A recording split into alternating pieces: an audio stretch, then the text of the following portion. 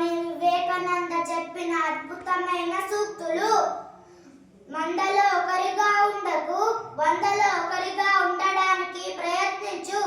మిమ్మల్ని బలవంతులుగా చేసే ప్రతి ఆశయాన్ని స్వీకరించండి. బలహీనత పరిచే ప్రతి ఆలోచనను తిరస్కరించండి. ఒకరికి ప్రశాంతత లేకుండా చేద్దాం అనే ఆలోచన మొదట మీ ప్రశాంతత